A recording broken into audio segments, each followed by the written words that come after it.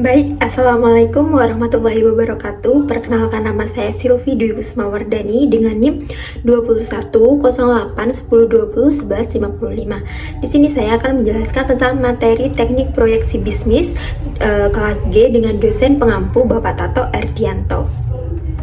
Baik, di sini saya akan menjelaskan 5 materi tentang teknik proyeksi bisnis. Yang pertama yaitu analisis dan aplikasi metode regresi linier. Yang kedua yaitu forecasting metode rata-rata. Yang ketiga yaitu moving average. Yang keempat exponential smoothing, dan yang terakhir yaitu contoh untuk kasus triple exponential smoothing. Baik, yang pertama yaitu saya di sini akan menjelaskan tentang materi aplikasi metode dan analisis regresi linier. Baik, yang pertama di sini saya akan menjelaskan tentang pengertian regresi linier. Regresi linier adalah teknik analisis yang memprediksi nilai data yang tidak diketahui dengan menggunakan nilai data lain yang terkait dengan data yang dapat diketahui. Nah, secara sistematis memodelkan variabel yang tidak diketahui atau tergantung dan variabel yang dikenal atau juga independen sebagai persamaan linier.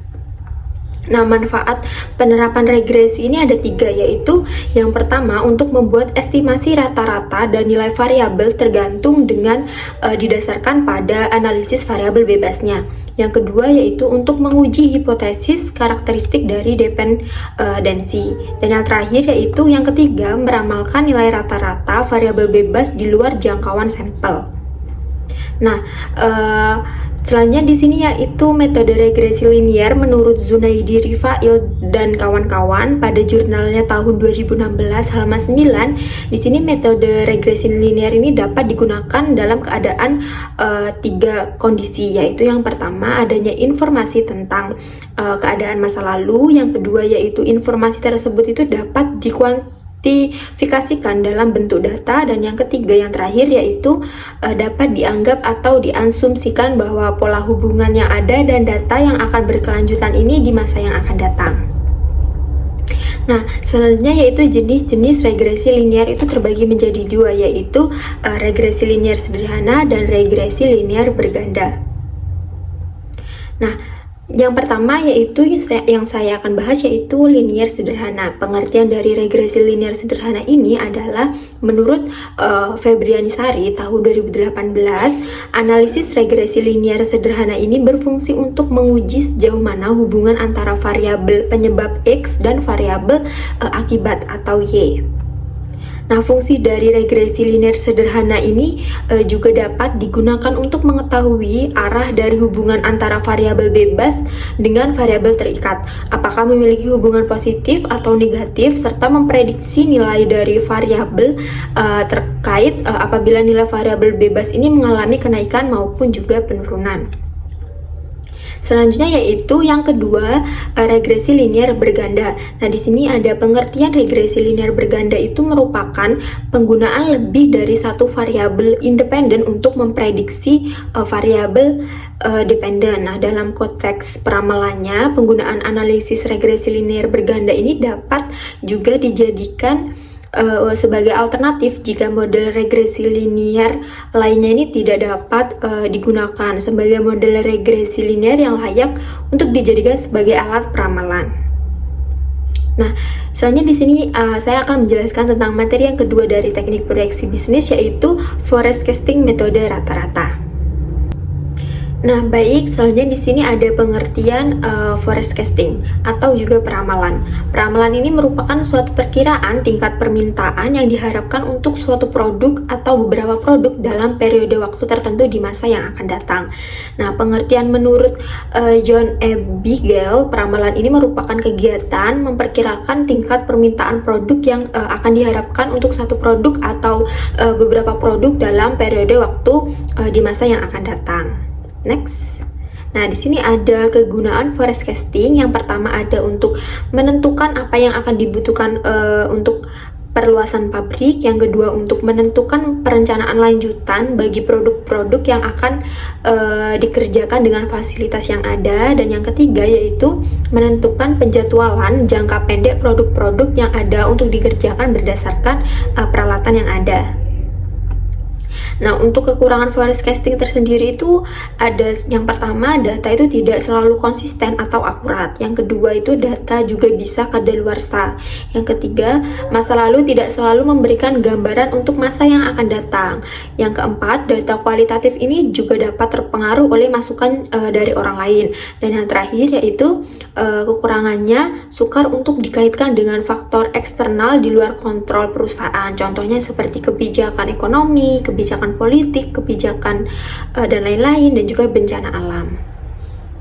Nah, jenis-jenis forecasting itu terbagi menjadi dua, yaitu peramalan berdasarkan jangka waktu dan peramalan berdasarkan rencana operasi. Untuk peramalan berdasarkan jangka waktu ini terbagi menjadi dua, yaitu peramalan jangka panjang dan juga peramalan jangka pendek. Untuk berdasarkan rencana operasi terbagi menjadi tiga, yaitu ramalan ekonomi, ramalan teknologi, dan juga ramalan permintaan. Selanjutnya di sini ada peramalan berdasarkan metode pendekatan. Yang pertama ada peramalan kualitatif atau teknologis. Ini menggunakan berbagai model matematis atau metode statistik dan data historis dan atau variabel-variabel klausal untuk meramalkan permintaan. Yang kedua ada peramalan kuantitatif.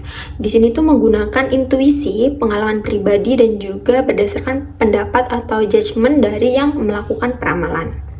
Nah, selanjutnya di sini metode forecasting ini dapat dikelompokkan menjadi dua jenis. Yang pertama yaitu model seri waktu atau model deret berkala atau juga time series.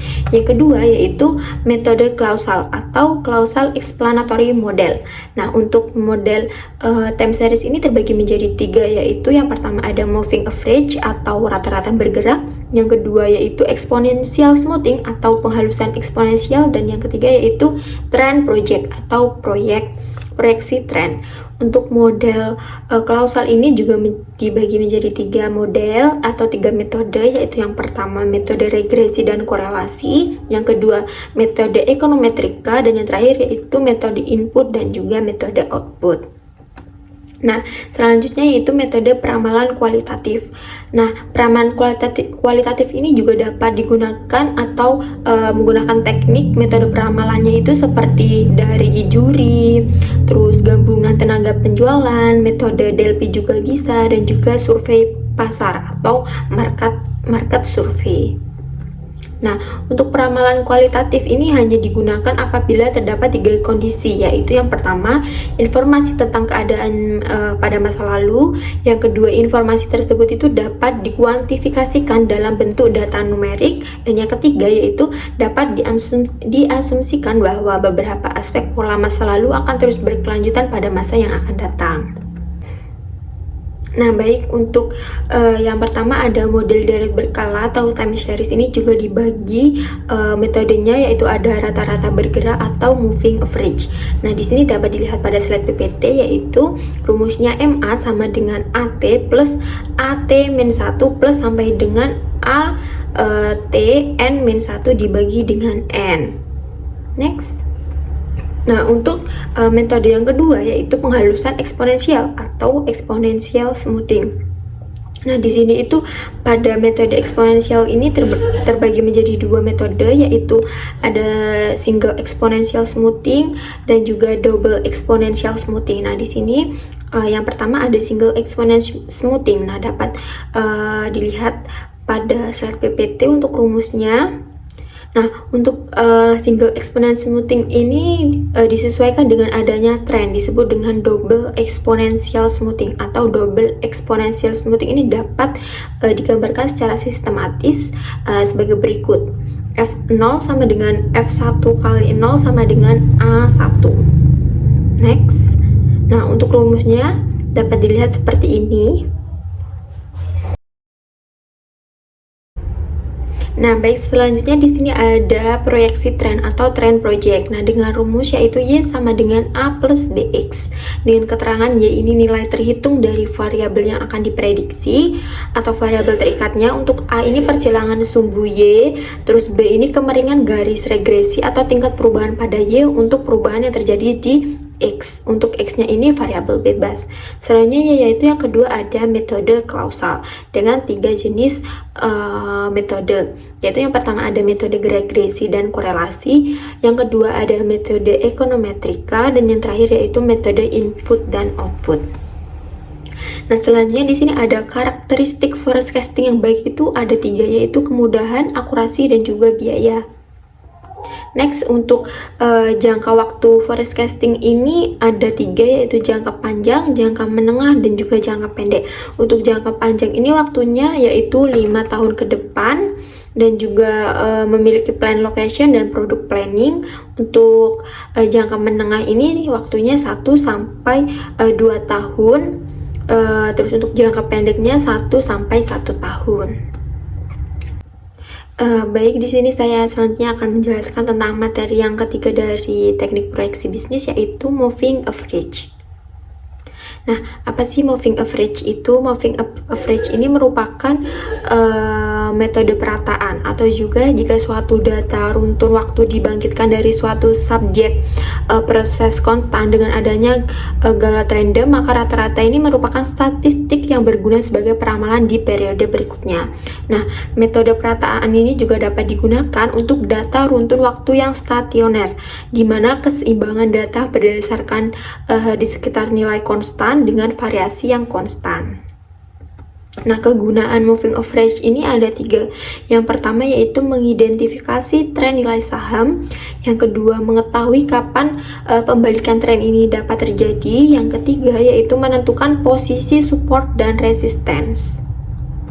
Nah, jenis-jenis atau variasi dari moving average ini banyak, yaitu yang pertama ada single atau simple moving average, yang kedua double moving average, yang ketiga triple moving average, yang keempat exponential moving average, yang kelima weight moving average, yang kelima sinus weighting moving average, yang ketujuh spans 15 point moving average, dan masih banyak lainnya.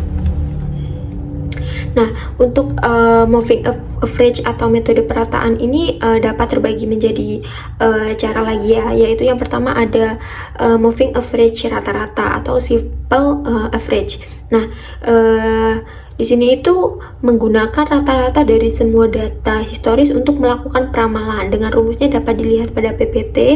Nah, ketika dapat data terbaru, maka peramalan pada T plus 2 adalah rata-rata seluruh data historis termasuk data terbaru tersebut. Nah, dapat dilihat rumus terbarunya. Nah, metode ini tuh tepat digunakan ketika tidak terdapat pola tren dan musiman. Nah, rata-rata bergerak atau moving average untuk T periode ini merupakan rata-rata dari K data terbarunya. Nilai konstan K ditentukan di awal ketika melakukan peramalan. Semakin kecil nilai K, maka semakin besar bobot yang diberikan pada data yang terbaru. Nah, semakin besar nilai K, berarti semakin juga kecil bobot yang diberikan pada data terbaru tersebut. Nah, selanjutnya di sini tuh bagaimana sih pada metode single moving average itu bagaimana sih kita menentukan K?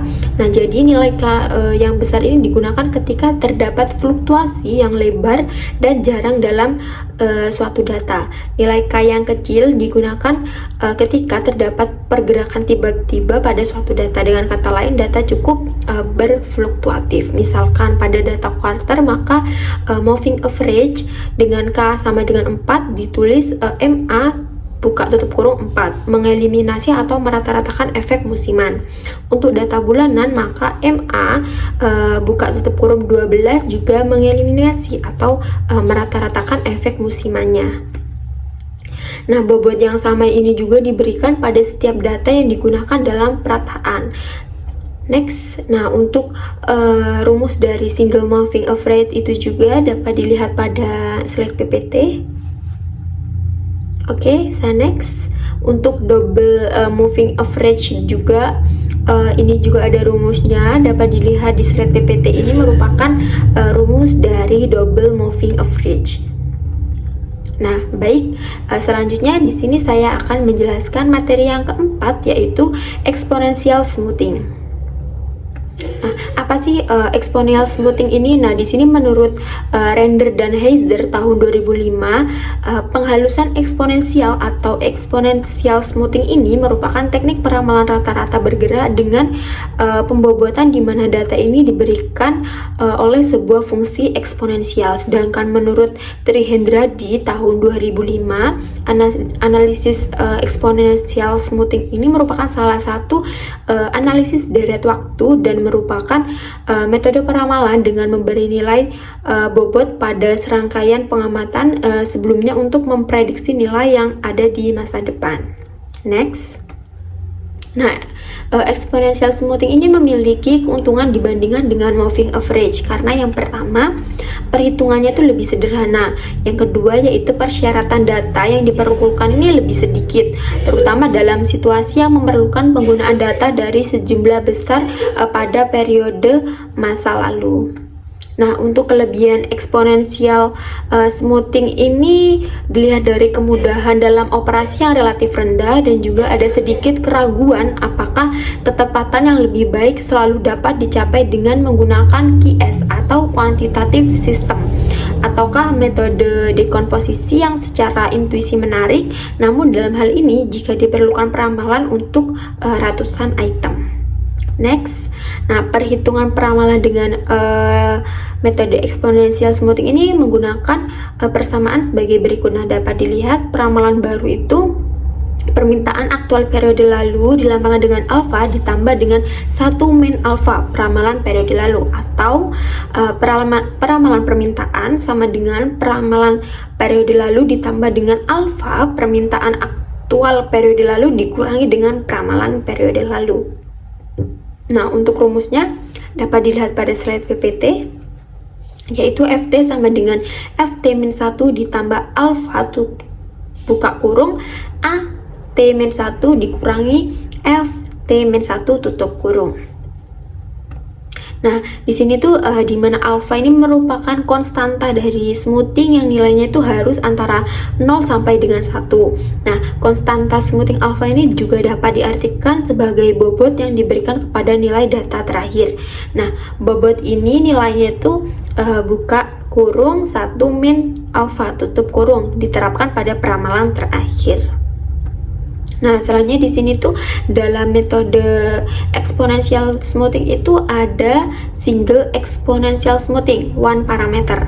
Nah, metode ini juga digunakan untuk data-data yang bersifat stasioner dan tidak menunjukkan pola atau tren, serta dapat juga digunakan untuk meramalkan suatu data untuk periode ke depan.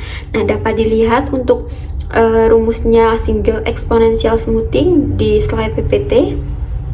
Nah, selanjutnya single exponential smoothing pendekatan adaptif atau ARRSES. Nah, metode ini memiliki kelebihan yang nyata bila dibandingkan dengan pemulusan eksponensial tunggal, di mana nilai konstanta pemulusannya itu dapat berubah secara terkendali, dalam artinya itu dapat berubah secara otomatis bila mana terdapat perubahan dalam pola dasarnya. Nah, dapat dilihat untuk rumusnya single exponential smoothing pendekatan adaptif pada slide PPT.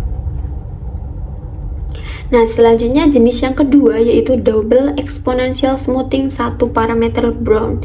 Dasar dari pemulusan eksponensial ini serupa dengan rata-rata bergerak linear karena kedua nilai pemulusan tunggal dan ganda dari data yang sebenarnya ini bila mana terdapat unsur tren. Perbedaan antara nilai pemulusan tunggal dan ganda dapat ditambah kepada nilai pemulusan dan disesuaikan untuk tren. Nah, untuk rumusnya untuk pemulusan tunggal dapat dilihat pada slide. Juga di sini ada rumus pada pemulusan ganda, pemulusan total dan pemulusan tren. Nah, dapat dilihat pada slide PPT. Nah, selanjutnya di sini ada double exponential smoothing dua parameter Holt. Nah, metode pemulusan eksponensial linear dari Holt ini dalam prinsipnya hampir serupa dengan Brown, kecuali bahwa Holt ini tidak menggunakan rumus pemulusan berganda secara langsung. Sebagai gantinya, Holt memuluskan nilai tren dengan parameter yang berbeda dari parameter yang digunakan pada deret yang aslinya. Nah, untuk rumus pemulusan trennya itu dapat dilihat pada slide PPT dan juga pemulusan totalnya. Nah, selanjutnya di sini ada triple exponential smoothing, metode kuadratik satu parameter dari Brown. Nah, metode ini itu sebagaimana halnya dengan pemulusan eksponensial linier yang dapat digunakan untuk meramalkan data dengan satu pola tren dasar. Bentuk pemulusannya itu lebih tinggi, dapat digunakan juga bila dasar pola datanya ini merupakan kuadratik atau kubik atau juga ordel yang lebih tinggi. Nah, di sini ada rumus dari pemulusan tunggal, pemulusan ganda, pemulusan triple, pemulusan total, pemulusan tren, dan juga pemulusan kuadratik. Next, selanjutnya di sini ada triple exponential smoothing, metode kecenderungan dari musiman 3 parameter dari Winter.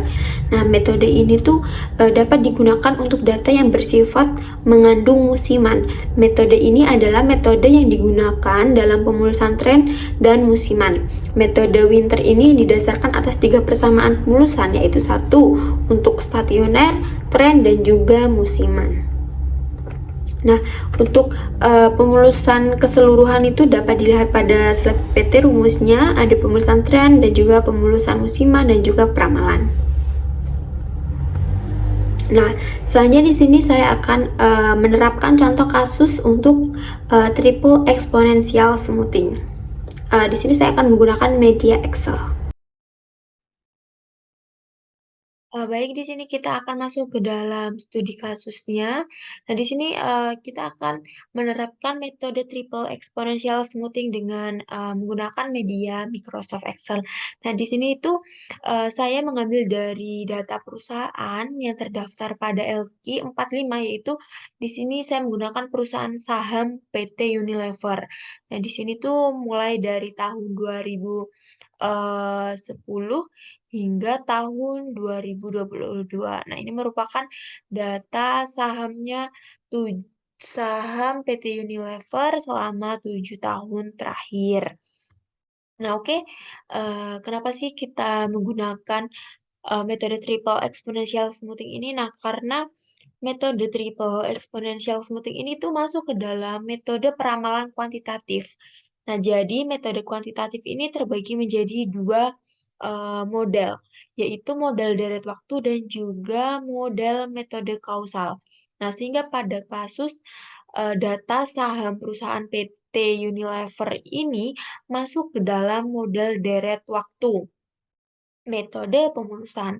Nah, karena memuat data tren sekaligus musiman. Nah, jadi di sini tuh nantinya kita akan melakukan peramalan pada saham PT Unilever selama 12 periode atau 12 bulan pada tahun 2023 yang akan datang. Oke, sebelumnya di sini kita sepakati terlebih dahulu untuk nilai alfa, beta, dan juga gamanya. Alfa nilainya 0,1, beta 0,2, dan eh, gamanya 0,5. Nah, di sini untuk menentukan ketiga nilai ini bebas saja, kita menggunakan insting ya, hanya saja untuk nilainya ini di antara 0 sampai 1 saja, seperti itu. Nah, untuk menentukan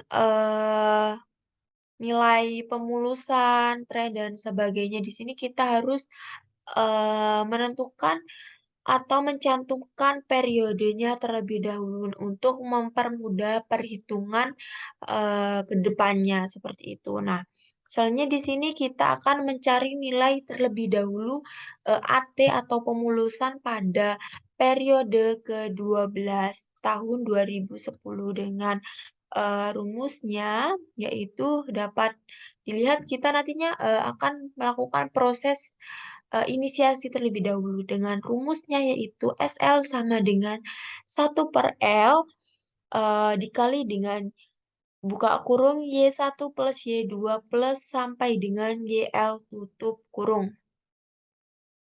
Nah, oke, selanjutnya kita aplikasikan ke rumus Excel-nya, yaitu X, mohon maaf, sama dengan sum nilai employment periode 1 hingga periode ke-12 dibagi 12 periode. Kita enter. Nah, oke. Ketemu ya teman-teman untuk nilai AT pemulusannya. Oke, selanjutnya di sini kita akan mencari nilai awal dari tren. Nah, di sini untuk rumusnya yaitu dapat dilihat BL sama dengan 1/L dikali YL plus 1 min Y1 dibagi L ditambah YL plus 2 min Y2 per L ditambah sampai dengan YL plus L min YL per L buka tutup kurung.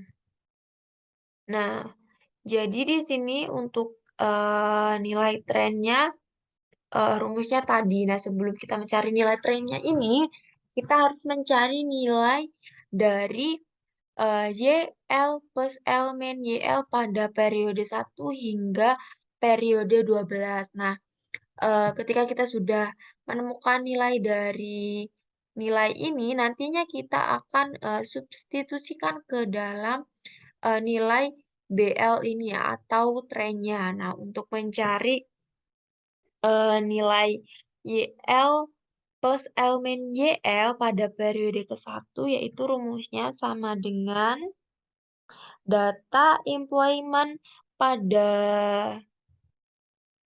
tahun 2011 2011 periode ke-13 dikurangi dengan data employment periode ke-1.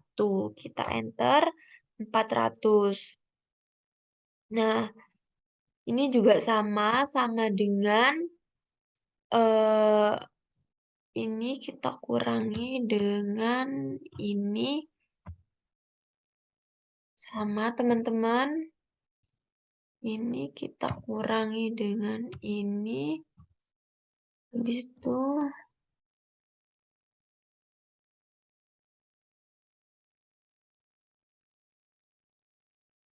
empat. Nah, oke. Selanjutnya setelah kita menentukan Y L plus L min YL ini, kita akan menentukan trennya. Nah, kita substitusikan ke dalam nilai BL-nya ini, kita masukkan ke dalam rumus Excel-nya sama dengan sum, kita drop and drop sampai dengan periode 1 hingga periode ke-12. Tutup kurung, kita bagi 12, kita pangkatkan 2. Kita enter. Nah, oke, kita ketemu hasilnya 13,194. Selanjutnya kita mencari nilai awal musiman. Nah, untuk nilai awal musiman ini rumusnya dapat dilihat SL sama dengan YL min AL. Nah, jadi sama dengan ini data employment periode ke-1 sorry. Oh, sama dengan data employment periode ke-1 dikurangi nilai pemulusan. Kita enter. Nah, oke. Untuk nilai musiman pada periode kedua juga sama dengan data employment periode kedua dikurangi dengan AT atau pemulusan. Kita enter sampai dengan nilai periode ke-12. Kita cari nilainya. Nah, oke, selanjutnya kita di sini akan melakukan peramalan. Nah, di sini tuh untuk meramalkan pengamatan di masa depan, kita itu harus melakukan pemulusan eksponensial order pertama dengan faktor-faktor yang berbeda. Nah, untuk persamaan untuk metode Holtz-Winter additive ini, untuk persamaan pemulusan keseluruhan itu rumusnya AT sama dengan alfa, buka kurung YT min ST min S tutup kurung dikalikan dengan 1 min alfa buka tutup kurung dikalikan dengan buka kurung AT min 1 plus T TT min 1. Selanjutnya, di sini kita akan mencari nilai pemulusannya di sini dengan menggunakan persamaan tadi. Nah, dengan rumus yaitu sama dengan alfa tutup kurung data employment pada periode ke-13 dikurangi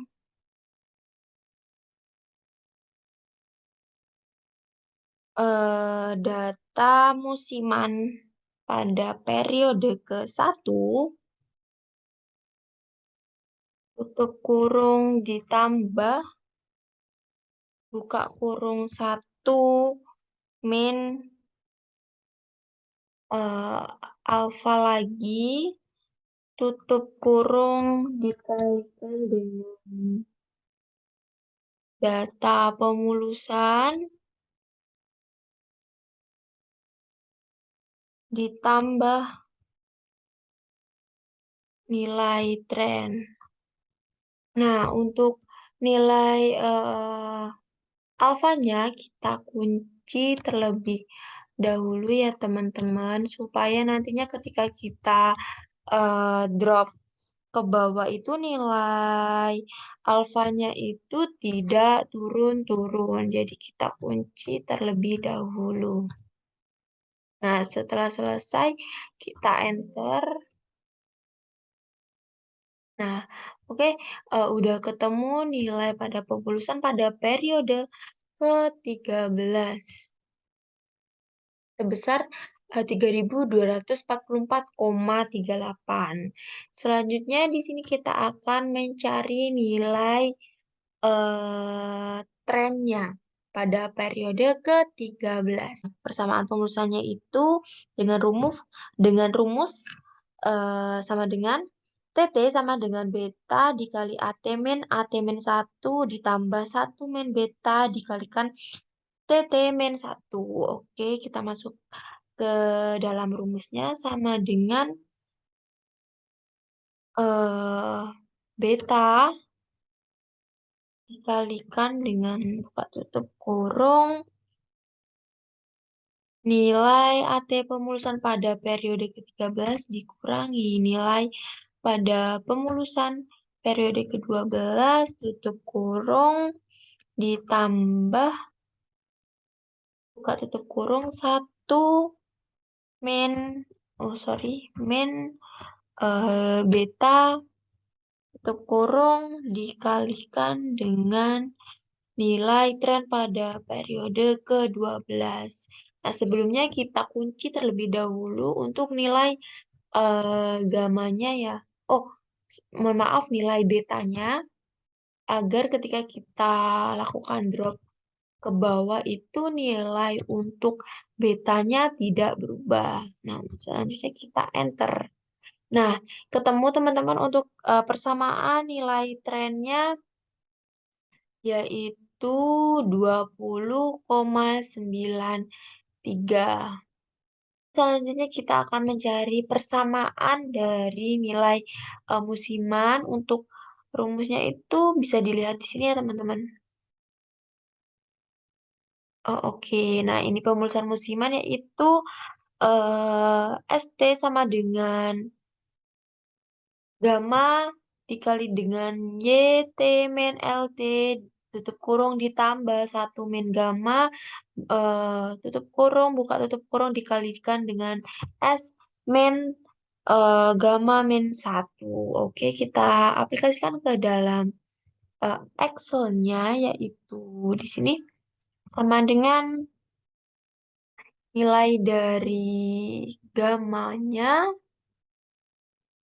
0,5 dikalikan buka tutup kurung data employment pada periode ke-13 dikurangi dengan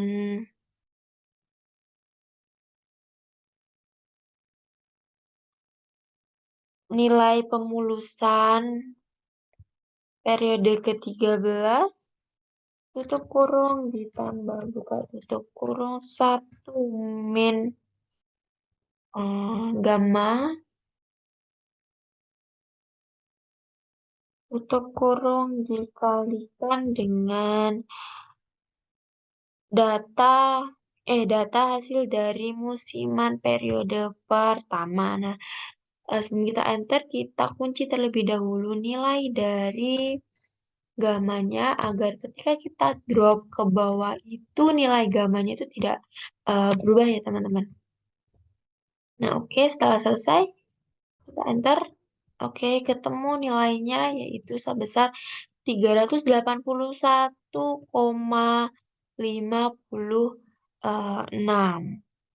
Oke, setelah ketemu nilai dari persamaan nilai pemulusan, nilai tren, persamaan nilai tren dan juga nilai persamaan dari musiman, kita drop ke bawah semua teman-teman hingga periode tahun ke-2022.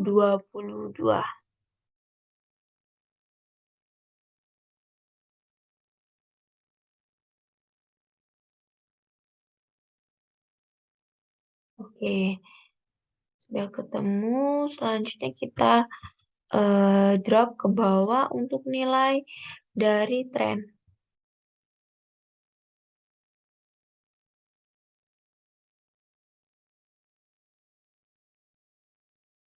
Hingga tahun 2022.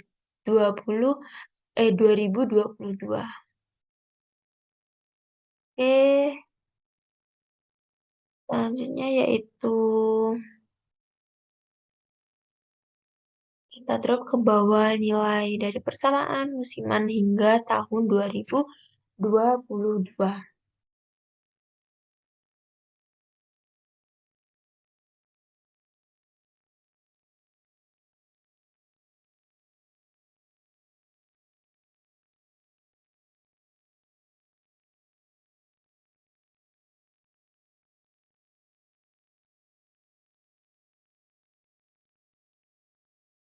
Oke, sudah selesai. Sudah diketahui untuk nilainya.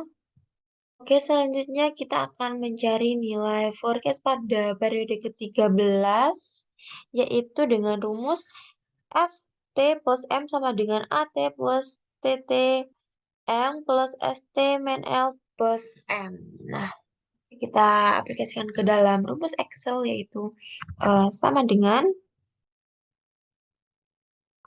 nilai pemulusan pada periode ke-12 ditambah nilai tren pada periode ke-12 ditambah nilai musiman pada periode ke-1, kita enter, lalu kita drop eh, hingga tahun 2022.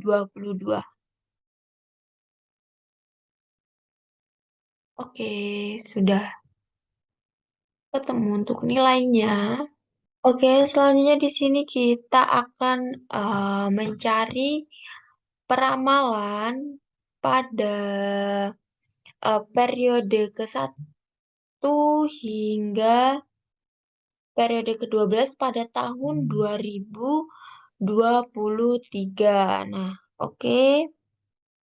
Untuk forecast-nya, kita cari terlebih dahulu pada periode ke-1, yaitu dengan rumusnya sama dengan nilai pemulusan pada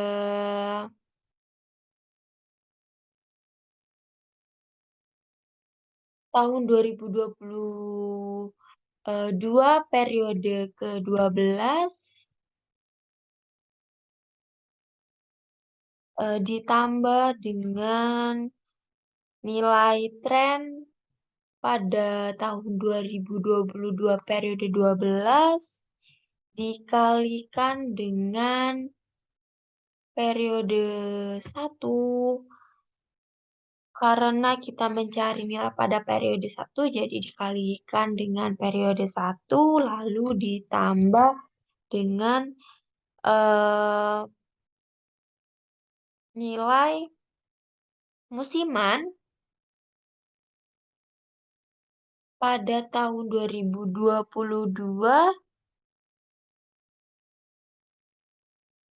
periode satu.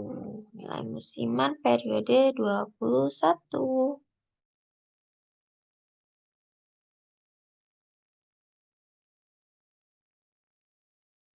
Ini ya teman-teman. Oke, nah sebelum kita enter, kita kunci terlebih dahulu.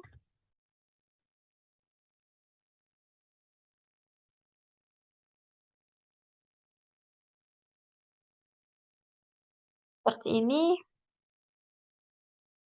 Nah, jika selesai, lalu kita enter. Nah, oke, ketemu nilainya 2733 koma 022.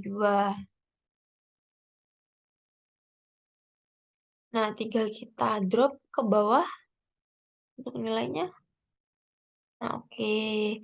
Sudah ketemu. Ini nilai forecast peramalan pada tahun 2023 periode 1 hingga periode ke-12, yaitu ini.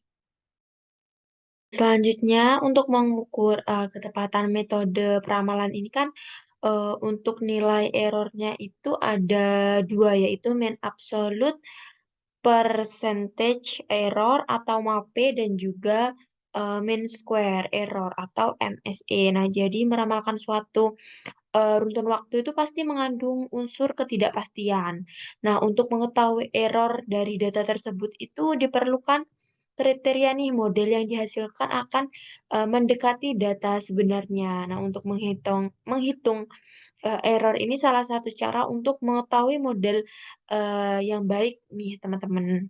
Nah, sebelum mencari MAPE dan juga nilai MSE, kita harus mencari terlebih dahulu nilai dari absolute forecast errornya ini. Nah, jadi pada nilai absolute forecast errornya itu sama dengan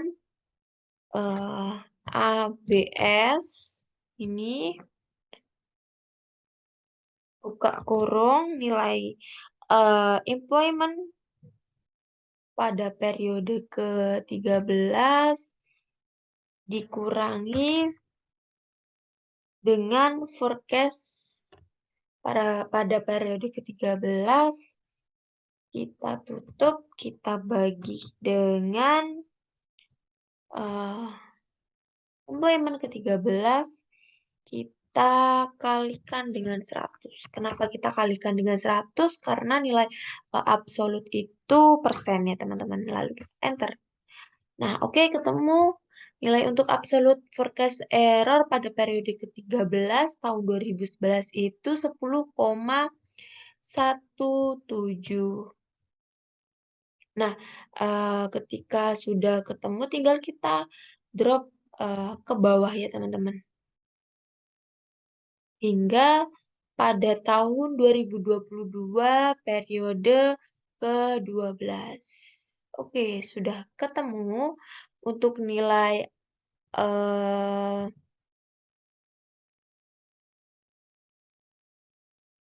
absolute forecast error-nya. Oke, selanjutnya kita akan mencari nilai MAPE. Nah, sama dengan MAPE, sama dengan average. Average ini rata-rata, buka kurung, absolute forecast error,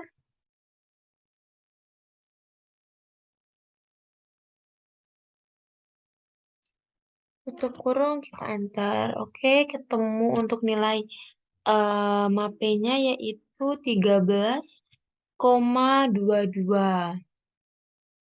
Nah, oke, selanjutnya sebelum kita mencari nilai MSE, kita mencari dulu nih teman-teman nilai dari square errornya.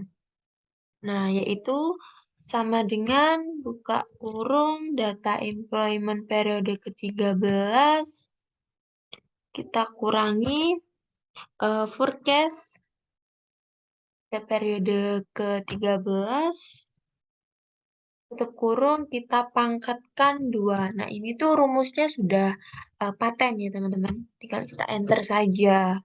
Nah, ini juga udah ketemu untuk nilai square errornya. Nanti tinggal kita drop ke bawah. Nah, oke. Nah, oke, sudah ketemu untuk nilai dari square errornya. Nah, selanjutnya kita akan mencari nilai MSE. Average, buka kurung, kita drop ke bawah, tutup kurung, kita enter. Oke, untuk nilai MAPE dan MSE sudah ketemu ya, teman-teman. Oke, jadi setelah kita ketahui seluruh nilai semuanya dan sudah diketahui juga nilai error dari MAPE dan juga MSE, dan kita juga sudah mengetahui peramalan dari saham tahun 2023 dari periode ke 1 dari periode 1 hingga periode 12 itu juga sudah diketahui. Nah, dari data peramalan ini nantinya kita akan buat grafik ya, teman-teman, untuk mengetahui apakah grafik tersebut itu bergerak ke arah atas atau juga ke arah bawah. Nah, oke, dapat dilihat. Jadi ini merupakan grafik dari peramalan dari saham mulai dari tahun 2010 hingga tahun 2022.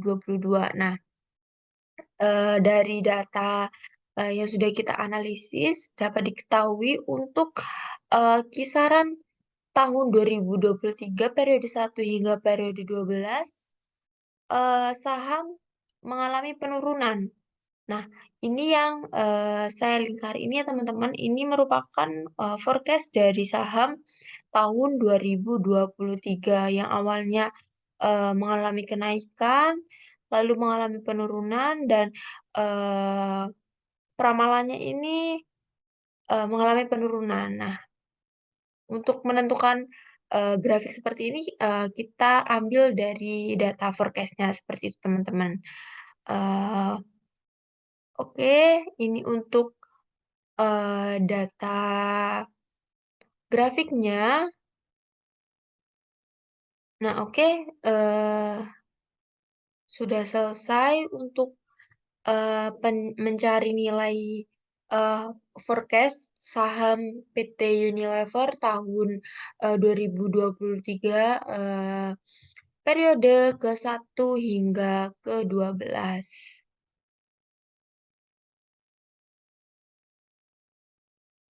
Ini ya, teman-teman. Oke. Baik, sekian presentasi dari saya. Kurang lebihnya mohon maaf. Assalamualaikum warahmatullahi wabarakatuh.